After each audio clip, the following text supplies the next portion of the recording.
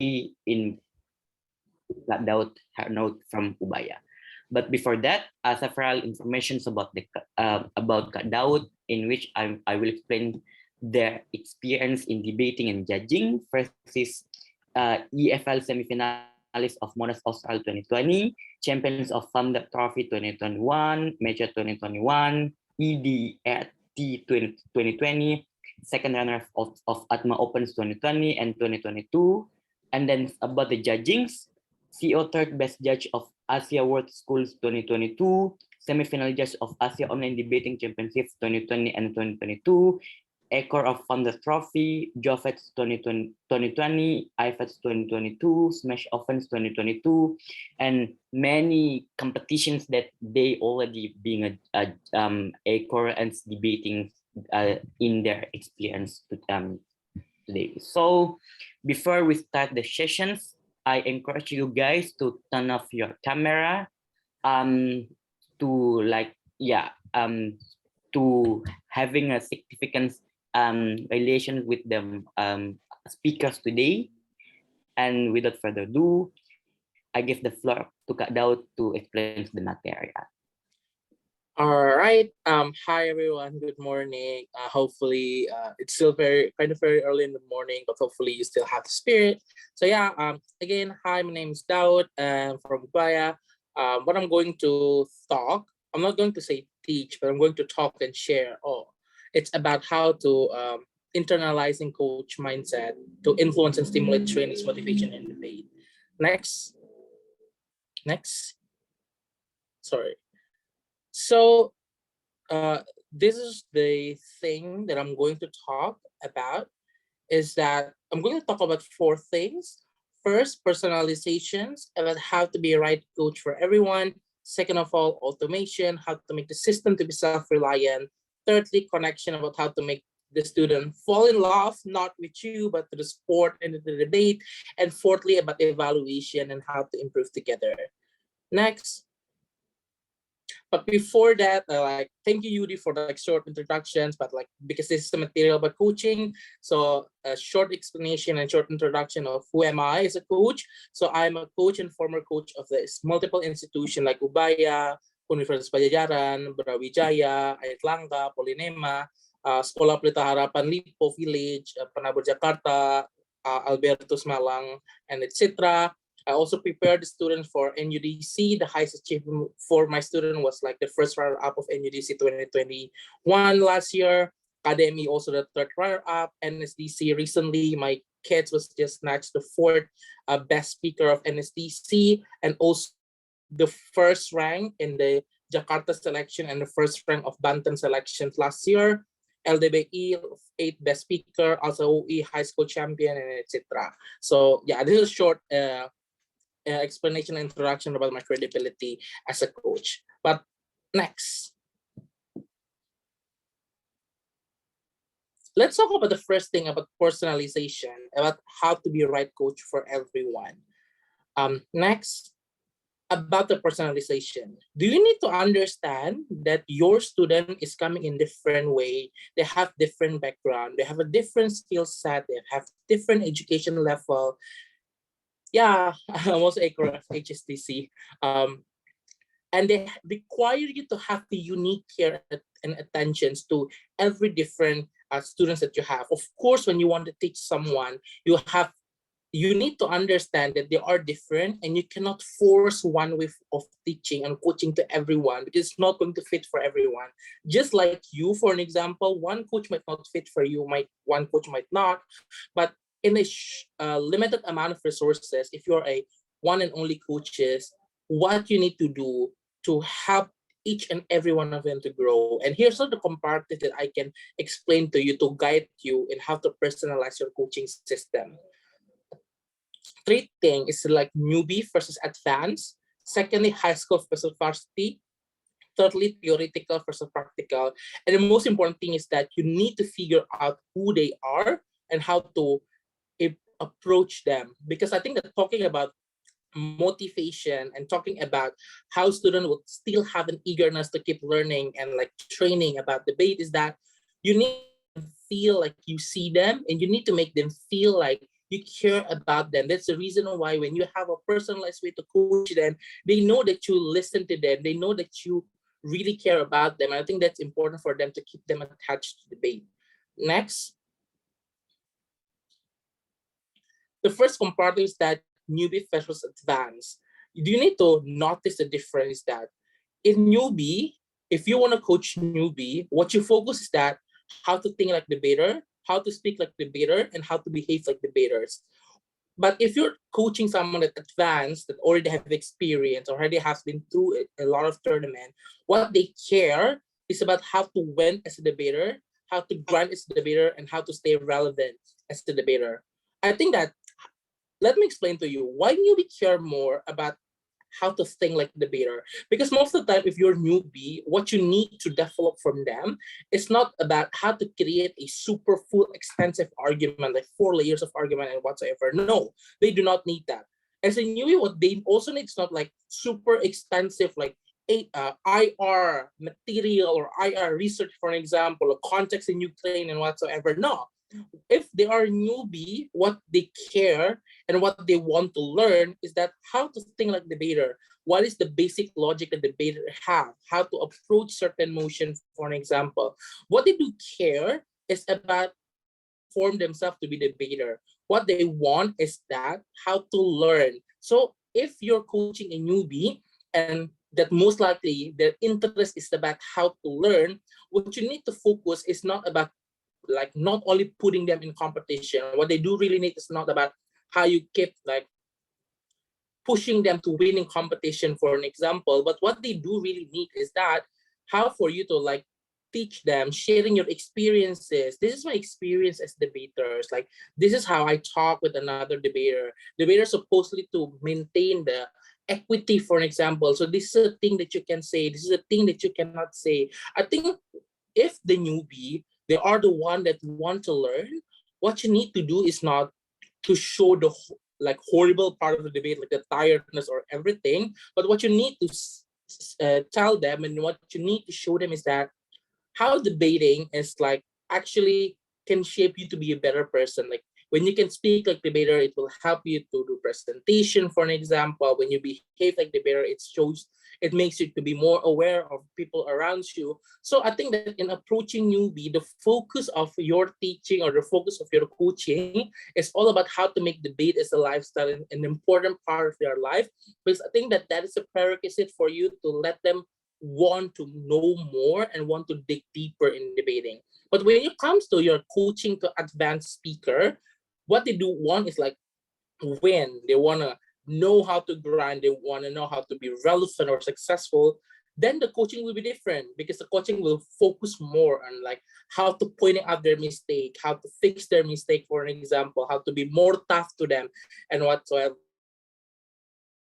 way. Because like if their goal is to win, then you need to ensure that they help them to be able to win, even though probably it's like more tougher than when you teach newbie, for an example, but it's going to fit them because that's their goal. So the conclusion of this first comparative is that to understand the goal of each speaker, especially when they're newbie and advanced, they have different goal and they have different expectations. So the way for you to approach them also should be different.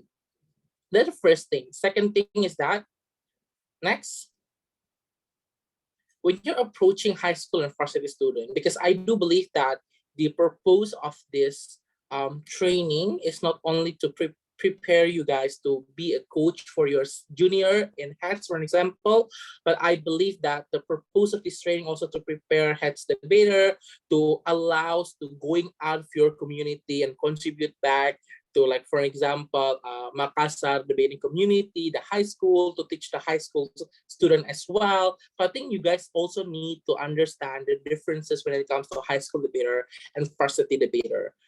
That requires you to also understand how to approach them. In high school student, trust me, even though you feel like varsity or university is hard, like you're having a lot of things to do, trust me, high school students have less time than varsity student.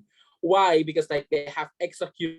If they going to like school, they're like their school literally start at 7 and end until like 4 and 5 in the noon, for an example. And if you're a varsity student, probably you have only have one course a day, two courses a day, and whatsoever.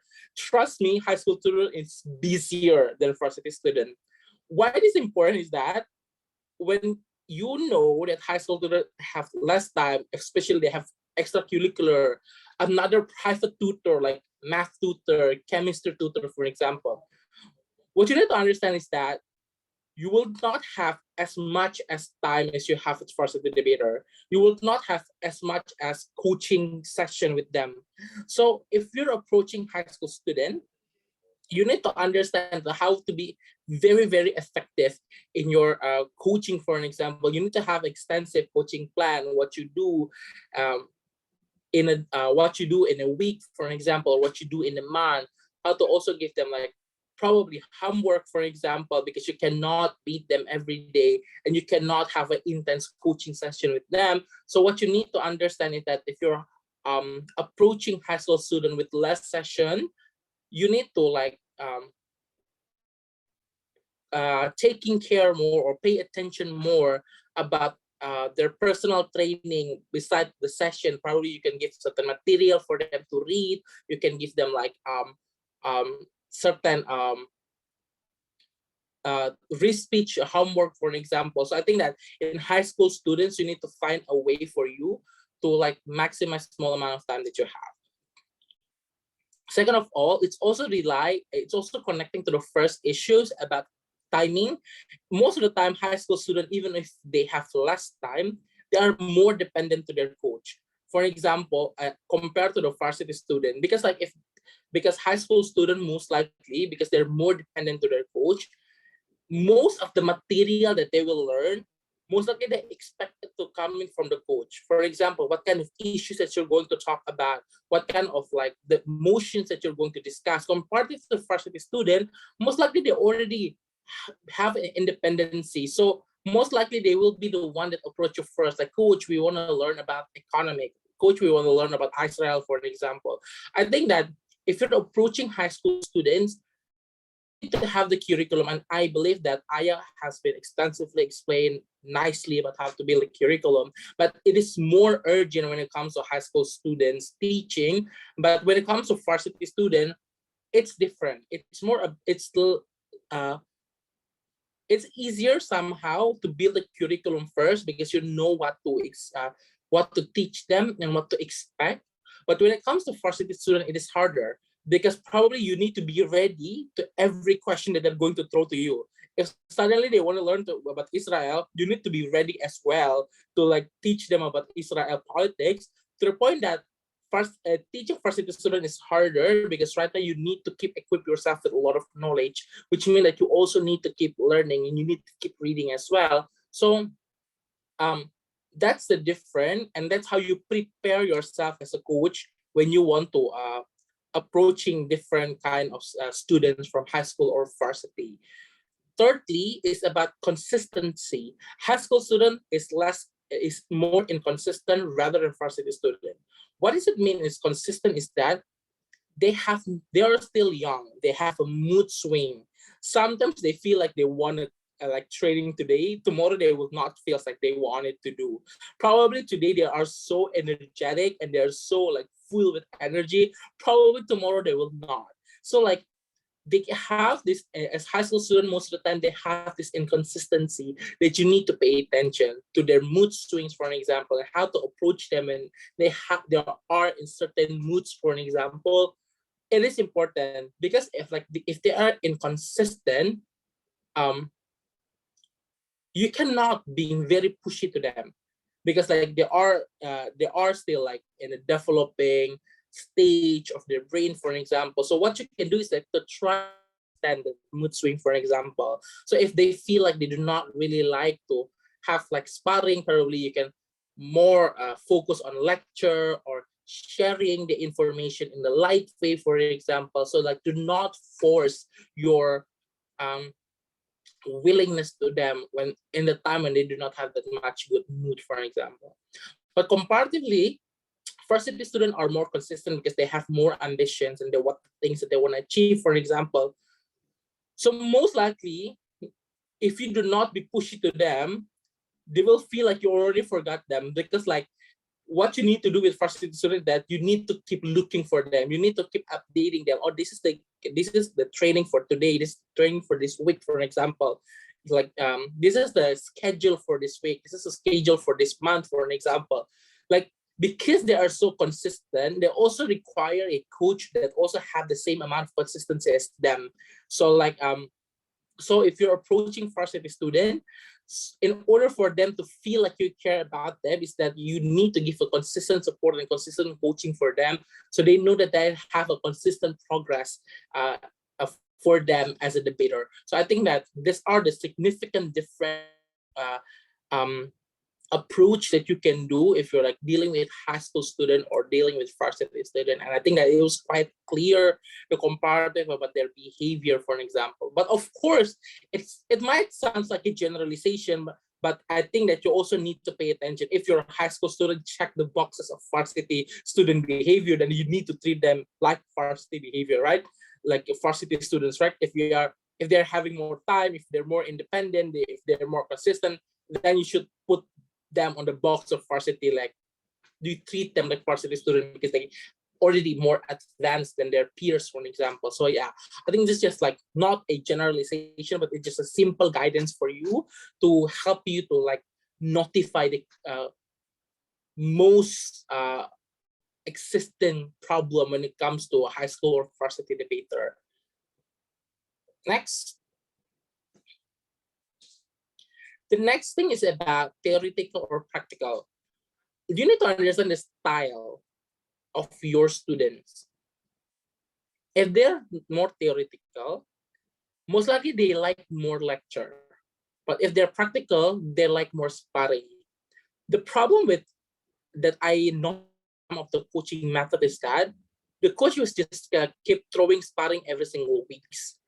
And like it's tiring for some individual. Some people feel like sparring is ineffective because like they have no idea about anything.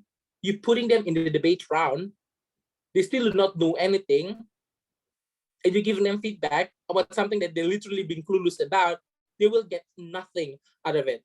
So you need to understand the style of learning of your student. If they're more theoretical, probably you instead of having so many sparring, you need to have more lecture or having more seminar, for an example. Okay, like this week we're going to learn about framing, or this week we're going to learn about setup, or this week we're going to learn about rebuttals, things like that. But if they're more practical, it's also work other way. If they're more practical, they will not have that amount of like quietness and amount of what is I call it? They are not having that amount of attention to just sit and listen to your long seminar like what I'm doing right now. Some people would not like it and they will not be focused about it, but they feel like they need to try it. For an example, you cannot teach them how to do rebuttal, but they want to try it first. Like, let's try rebuttal this way, and what's wrong with that? That's why they require to have more sparring compared to more lectures, because like they do not really like to sit and listen to people. But second of all, it's also really the first one.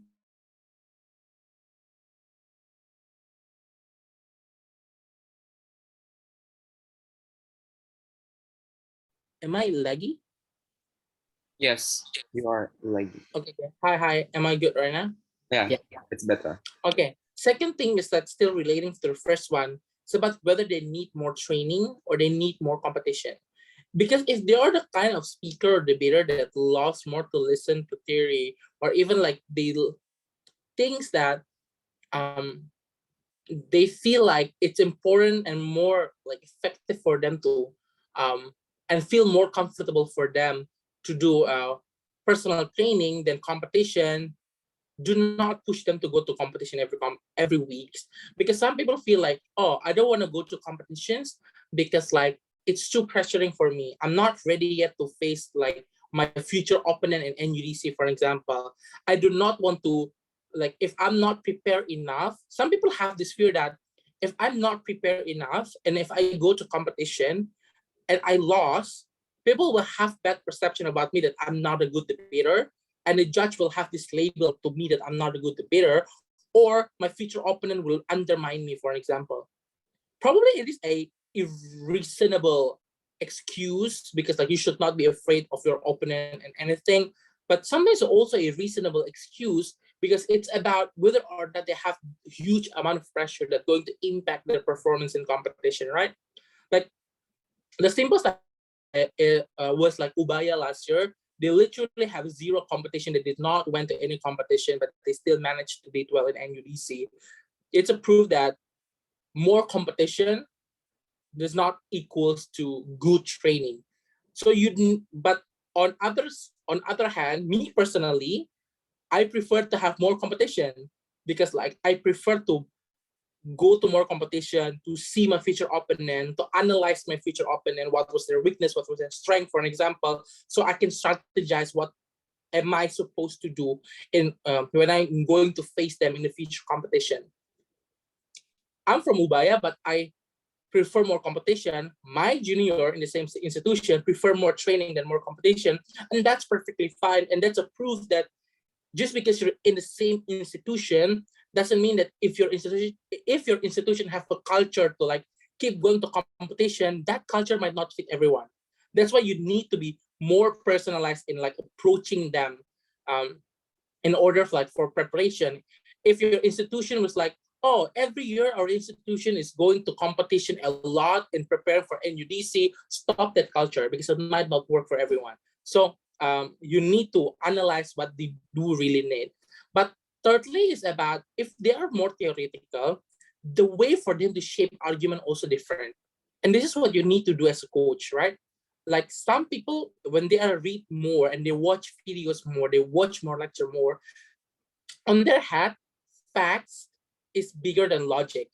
That's why you probably found a lot of debaters that like more likely if they're talking about IR, they're going to throw away facts here and there, and then they're going to link that fact into a conclusion about why this is something that makes sense into the debate, right?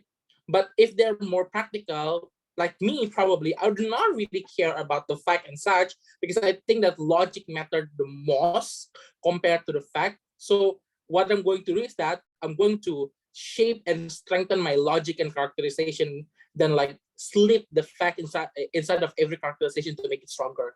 Notice that from this explanation, when you have different ways, you have different structures of speech. Which means if you have different structure of speech, as a coach, you should not enforce your structures to your students at all. Because it's a problem that I see. There are a tendency of institutions like, oh, institution A, they are more focused, they are very structured, but they are very good at practical argument. And other institution, no, they're really good at philosophical argument. Most likely you can see the pattern of their speeches, for an example. I don't feel like it's effective because like when you have different way of thinking, you have the different structures. So what you need to do as a coach is not to have to enforce your structure. Oh, you need to say this, this, this, this, and this. No, what you need to do is that when you analyze the differences of their way of thinking, you need to help them how to find the right structure for them because your structure might not fit them. Same goes if they're thinking logic is better than fact, for example. So I think that this is an important thing that you guys need to understand when it comes to approaching students with different way of thinking. Next, automation is about how to make the system to be self-reliant. Next. This is like a coach is not a key of success, it's a map of success. Coach cannot make you win, but you can. From someone famous. Yeah, I just made it up. So yeah, next. So what you need to do is that fourth thing, research, research, transcript, mentoring. Why this self-reliant method is important? Because the problem with most of the training system is that people are too reliant to their coach. If their coach is not going to make a training sessions, and there will be no training at all, and etc. In order for you to develop their love and their passions in debate as a sport, you need to make them feel like debate is their lifestyle. You need them to feel like debate is important for them, you need to integrate debate in their daily life. So if you want to make them love debate even more, you need them to have more effort. You need to ensure that they put more effort in debate. For example, in research, most of the time if I want to give an IR lecture, like for example, if I want to talk about Ukraine, I would not suddenly come up and sit for 3 hours talking about Ukraine to my students. But what I did was I give them a heads up that next week we're going to talk about Ukraine. Do your own research, and on our session time, what we will do is that I'm just going to discuss the question that you're having regarding these issues.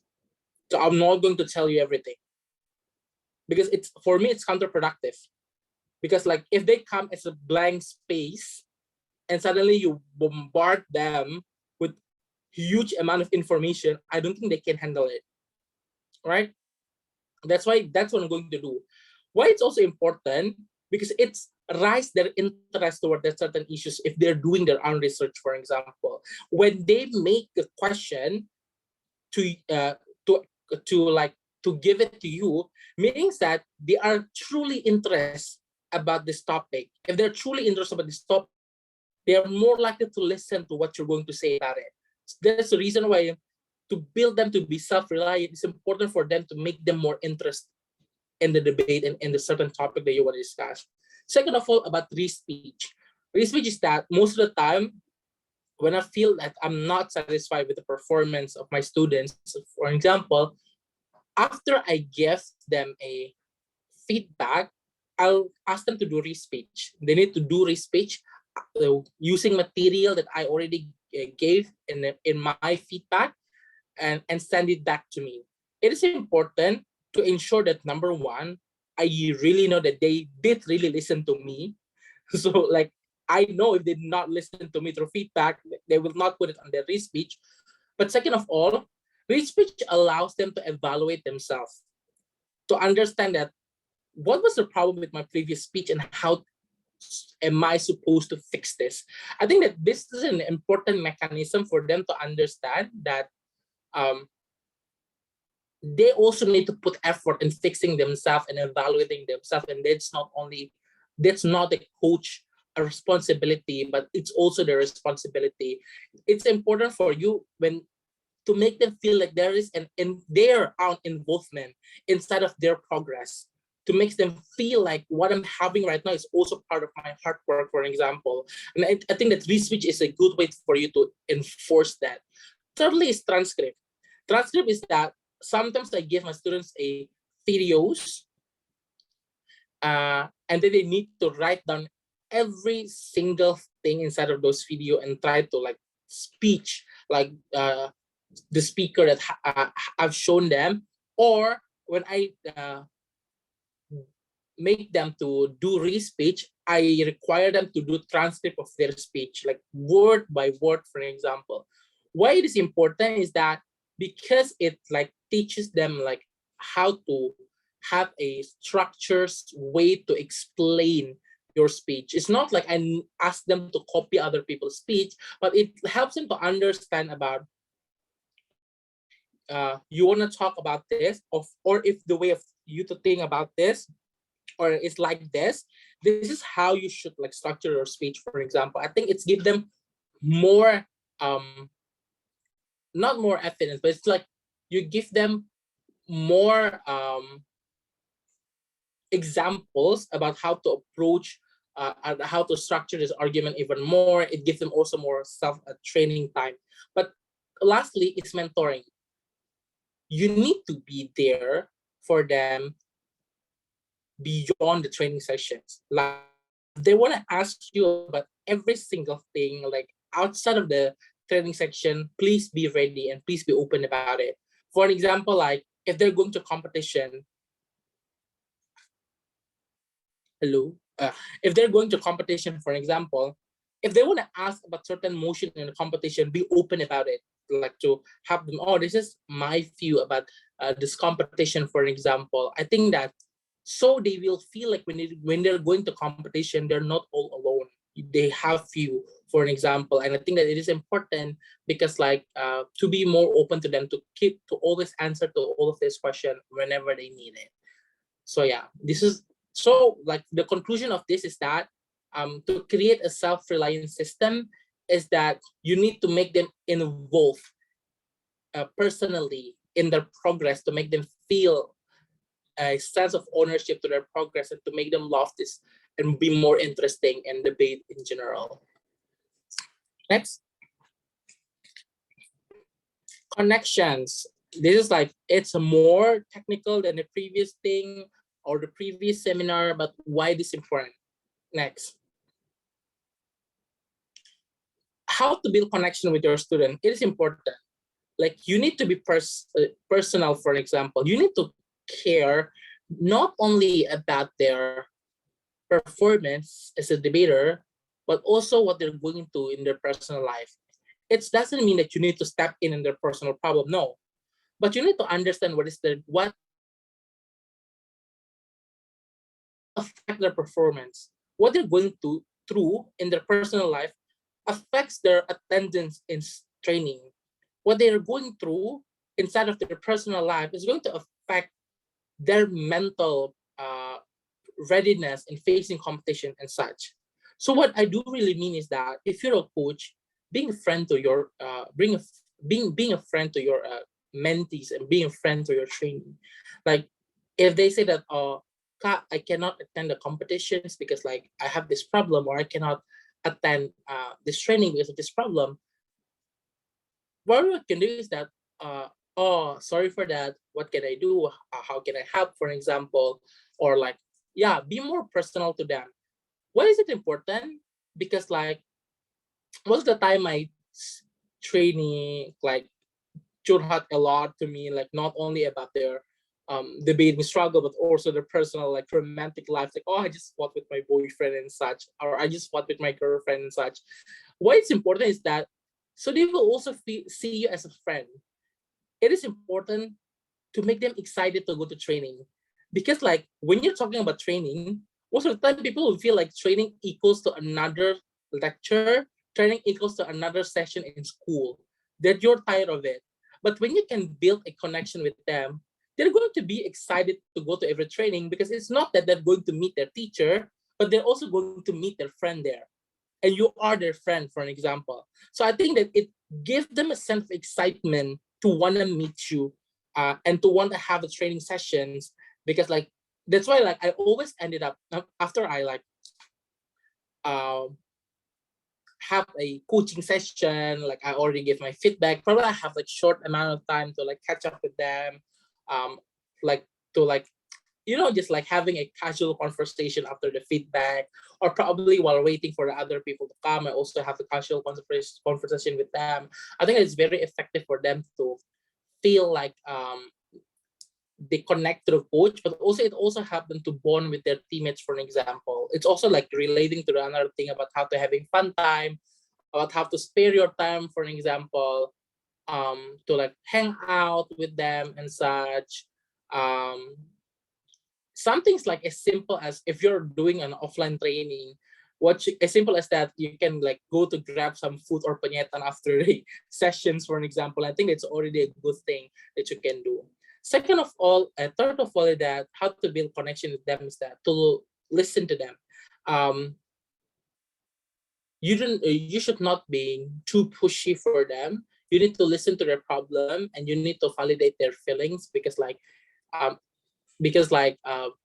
what I explained before, what they're feeling right now is also going to impact their performance. You need to do also that you need to make them know that you care about them beyond the debate achievement, that you care for them as a human being and as a trainees. So because like it's what separate debates from any other lecture from or any other education is that most of the time those education care more about how to achieve something, but in debating, when you want to when you discuss a lot about human rights, when you discuss a lot about minority, it's all about you want to fighting for a better society that have better awareness in minority and such. It's all about how to make you a better human.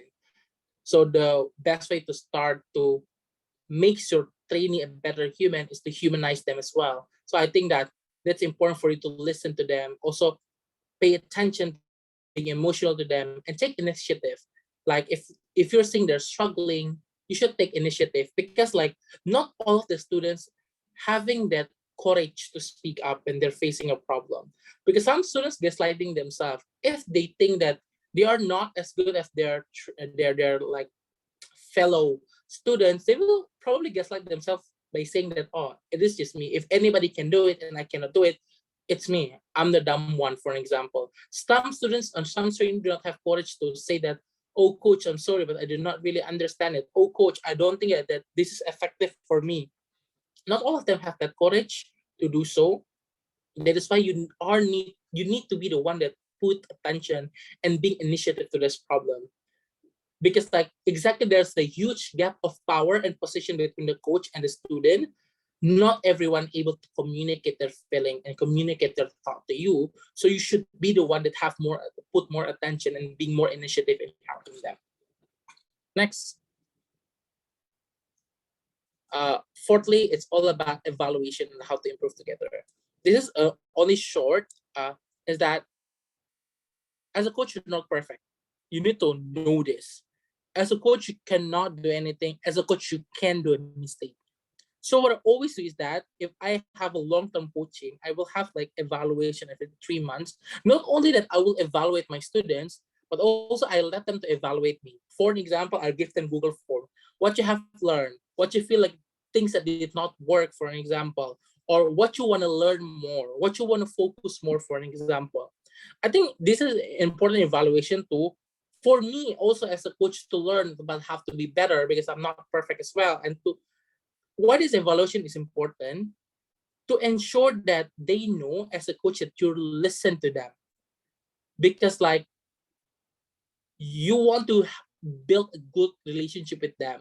So if you're having evaluation, they know that you're not the kind of person that will just like be angry of them all the time, like mad at them, like scold them if they do mistaken, for example. But you're also humanizing yourself, that you also can do mistake, to make them also see you more like a human and want to like connect with you even better, when they know that you're also open to criticism. And I think that, you know, criticism and communication is a key of relationship. That's what you have been saying. I've been learned and like listen all the time. But it also applies in mentors and mentees relationship, is that you know criticism for them to allow to feel like they are listened and you want to care about them. So yeah, I think it's wrap up all of the presentations. I think, yeah, I'll give it back to the moderator. Yeah, thank you. Wait.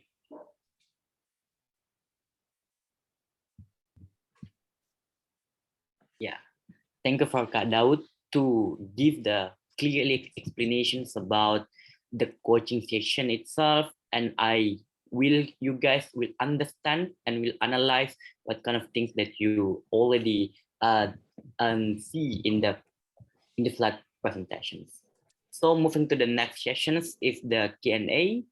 If you guys having questions or anything that regarding the material, please unmute yourself or just give through the chat. So the first is about Nagal.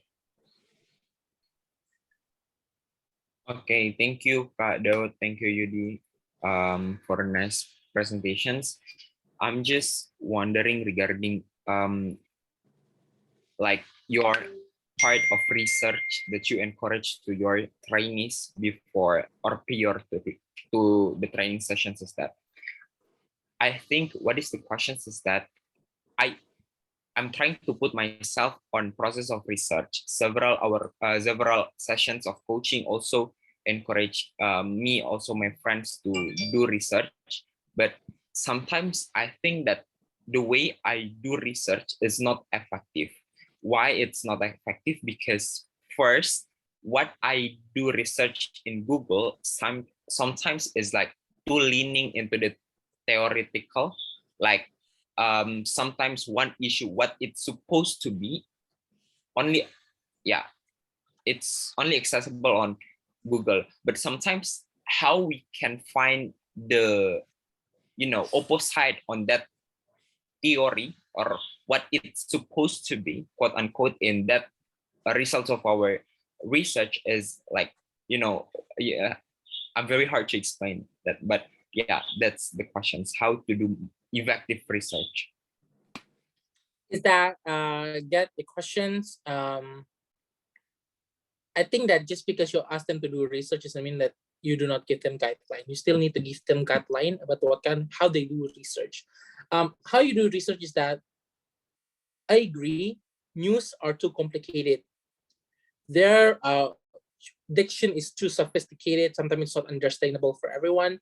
But there are a lot of way and more accessible way for you to getting informations. Things like, for example, I also feel like news is not effective for me. So what I did is that I watch a lot of YouTube videos because it's more interactive, it's more entertaining.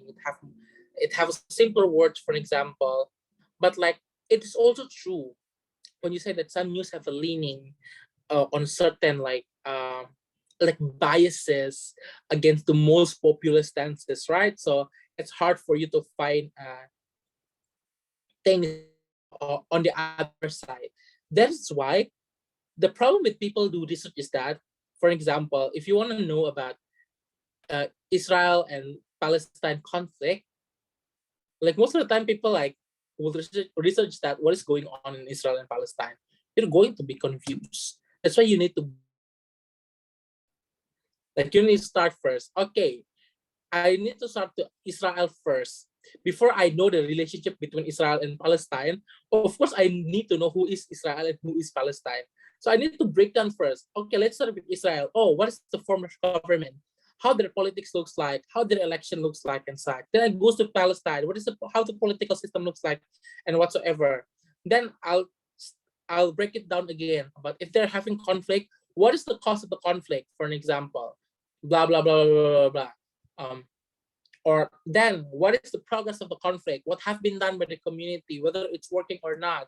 And then like, if you want to talk about specific actor, you will list like pro of or cons and Hamas, or probably why people still favor Hamas. I think you will get specific information if you search about specific question. That's why in order for you to do it, you need to break down your research to make it easier for you to get information. So you can get small informations and then you can it as one. Instead of suddenly asking about what's going on in Israel and Palestine, you literally will be lost. Because that was also happened to me initially, and I find an effective way to do research by breaking down my questions. That's also why it's easier for my students to address questions that they want to ask me because they already break down the research as well, and it's easier for me to answer to make the research or the IR or the lectures is more effective, because instead of I'm explaining to them in 2 full hours, probably in those 2 hours I can like talk about a lot of things instead of I re-explaining things that they already understood. So yeah, hopefully that answer your question. Okay, thank you, Karel. Okay, the next questions is from Afifa. You can dare. Yeah. Okay, am I audible? Yes, audible. Okay, before any of that, I would like to say my gratitude to Kak Daud. Thank you so much, Kak, for the insightful sessions. It was very insightful, but my questions will be thinking about coaching and how we need to, in the first place, to know what is the difference between varsity and high school itself. So my questions will be how one can judge or at least know themselves that they are already capable to coach others people, because one might have constant questions to themselves that they themselves are not that a good debater to begin with, or like kalau kakak sendiri tuh are you even have that stage to the fact that you're not thinking that you are able to coaching other people, Kak, kayak gitu. Makasih. All right. It was a very good questions, and I was definitely was also on that stage. because like how you that's the reason why evaluation that I said is important, because it's also help you to assess yourself and your readiness to coach. But the important thing is that start small. Start small is important. Like start from your own juniors first, because it's less like, you know, the burden is lessened because like you have other coaches, other senior that will help you, so it will not that pressuring. And then you can ask for their feedback. For example, what was lacking from you. Start with then after that you can start with the high school students. You also can take like, probably if you're not confident enough, do not take like the powerhouse high school. Probably start from a small high school first. Same goes with university. I think that it's a process. It's just like judging. You start with trainee first. You can be panels. You can be chair. If you've been like credited a lot as a judges, then you can be an A core, for example. Like definitely you cannot directly jump to be A core as well, right? So there's also the journey that you should take. And as a coach, you need to start small and get feedback in every stages of the coaching. And one important thing is that before I start my coaching or before I accept any coaching offer, I will ask them two things. First, why you pick me as your coach? Secondly, what is your expectation and what you want to achieve? These two questions is important to, number one, to know what is your strength that they saw in you. And I will always ask them to be specific. I don't want them to like, yeah, we pick you because you're a good debater. No, I will not take it. Like you have multiple good debater out there. Like what you learn, for example, oh, we want to coach with you because like Daud is really good with like having multiple layers free battles, for example. Or like expectation, like what do you want to achieve? You want to win a competition or you just want to learn, for example. So I think it's important for you to understand the stakes of that job and the stake of that offers. So if you feel like, okay, let's try it and I'm capable of doing it, because like how they describe me and what they want to learn for me, I'm actually capable of teaching them about it, I'll take that job. If not, I'll talk to them that you need to align the expectation between you and them. When you align your expectation, it's less likely for each one of you to be disappointed of anything that will come up later. And I think that it also will help you to navigate your way to be coach. So just like start small, align your expectation. It might take time, but that's okay. But you need to start first. Like you need to have courage to start first, because again, like I told you, coach also make mistake. Everybody make mistake. As long as you want to learn, it's okay. Yeah, I hope that answer your question. Thank you so much, Kak Daud. Okay. Is there any questions about the materials? Continue. One, twice, thrice. I think there is no questions. So the question from FIFA is going to close the sessions again. Thank you for Kak Daud to given the very, very significant learn for us, especially for the existing member of HEDS. I gonna say, if you having a closing speech for us, especially for the existing member of HEDS, Kak. All right. First of all, again, thank you very much, HEDS, for giving me this opportunity. It was nice working with HEDS. Like I'm working with HEDS again next week with HSDC. So thank you very much for all of those trust in me. But cool, for the closing statement for all of you is that, again, what like the quote that I said is that like everybody is learning and everybody keep learning. So you just need to try it first. If you fail, that's okay. And like, do not be sad. If your kid's losing, that's not the end of the world.